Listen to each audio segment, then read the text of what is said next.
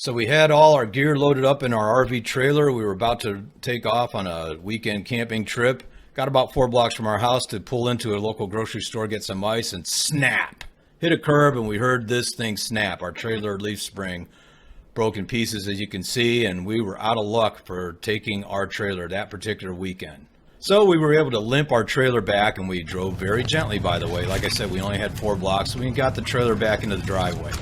I knew replacing a leaf spring by a mechanic would be crazy expensive, so I decided to do it myself. First thing you got to do is remove the lug nuts on your trailer, and for that you need this thing, a breaker bar. And here's the tools I used: 1/2-inch socket wrench, a 1/2-inch drive breaker bar. Highly recommend getting one of these if you don't have one. Very, very handy. Here's an 11/16 socket, and I've got a deep well or extended length 13/16 socket right here, and a strong pair of vice grips. And that's really all you need to remove this trailer spring and install a new one. Okay, so we got the wheel off. Now we want to get the spring itself off. First thing I want to do is remove this top bolt here. I'm using a pair of vice grips to hold down the bolt, and the reason I'm using vice grips is because the head of that bolt is stripped. So I'm positioning these vice grips, as you can see there, against the trailer frame to act as a brace, and you'll see why. I'm going to use my breaker bar and get it onto the nut, and really, I've got to get some real torque on this nut to break it. You're going to need silicone spray like PB Blaster or some sort of lubricant to really soak into these nuts and bolts. They're super corroded, they're super rusty. Ideally, if you can let these things sit overnight, that's best. I think it goes without saying that you're going to replace the nuts and bolts too. Don't try to save a few pennies and skimp by reusing the old nuts and bolts. Not worth it. Here's the lower bolt. Now on this one, the bolt head is not stripped, so I'm able to use the socket. You can see I have it braced there against the trailer frame, similar to the way I had the vice grips used as a brace. And now I'm able to break that bolt and get that thing off. And then moving over to the front bolt here, sure hope I can get that one off without disturbing the cat over there. Finally, you'll want to remove the U-bolts. There's only 4 bolts, 2 per U-bolt involved here. As you can see, once you remove those bolts, you've got a bracket. That bracket sits underneath the axle, and of course the U-bolts just go over the axle and hold the bracket in place. They shouldn't be quite as difficult to remove as the shackle bolts. Remember, make sure you have a jack under the trailer axle. As you can see here, here's the new leaf spring. This is the back of it. Here's the new bolts. I've got a new bolt sitting next to an older bolt to confirm that they're the right size.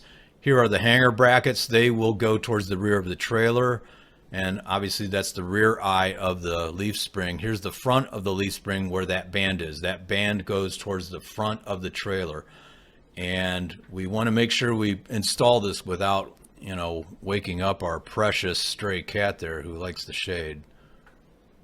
First thing we're going to do is attach those 2 hanger bracket pieces that go towards the rear of the trailer. So I'm going to slip a new bolt in through the eye, get the nut, just about get it started by hand there, and then I'll get it tightened up with my sockets.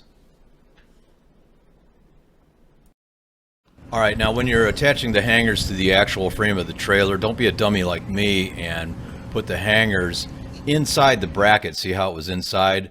Here you see the right way. Those hangers are outside of that bracket, the actual bracket that's attached to the frame. So that's the right way to do it, and here's the wrong way to do it. See how I've got the hanger inside and I'm screwing away like I'm a professional mechanic, which obviously I'm not. Even the cat's looking at me like, hey dummy, you got the hangers on wrong. Yeah, you're a lot of help, buddy. Thanks. Anyway, with the hangers on correctly here, I can tighten things down using my breaker bar and my socket, and you can see how I've got the breaker bar positioned as kind of like a fixed position that allows me to tighten. And now we're going to move to the front of the spring. I'm going to hand tighten the bolt, and then I'll hit it with a socket wrench later. Now that we have the spring attached to the trailer, the last thing we have to install is the U-bolts. I'm just confirming that the new U-bolt is the same size as the old U-bolt. And here I want to confirm that the U-bolts are the right size for the axle, and of course they are. And there's a gap right here just inside of the wheel and that's where one of the U-bolts is going to end up. Let me get a better camera angle. Right there, that gap. We're going to put a U-bolt there, and we want to attach this bracket underneath the axle. So the U-bolts will go over the axle, and this bracket will attach underneath the axle. And you can see I've highlighted the holes that we're going to, thread the U-bolts through. So we're going to have a bit of that plate extending inside of the trailer a little bit. All right, so here's the completed trailer leaf spring on the driver's side of the trailer. It's good to go. I just need to mount the wheel and we're off to the races. And we'll get a shot of the trailer leaf spring. There it is on the passenger side, fully installed, U-bolts in place, good to go. Hopefully our next camping adventure won't have any problems. If you like this video, please subscribe and check out my other DIY videos. And if you have a question, leave a comment. I'll do my best to answer it. Thanks for watching.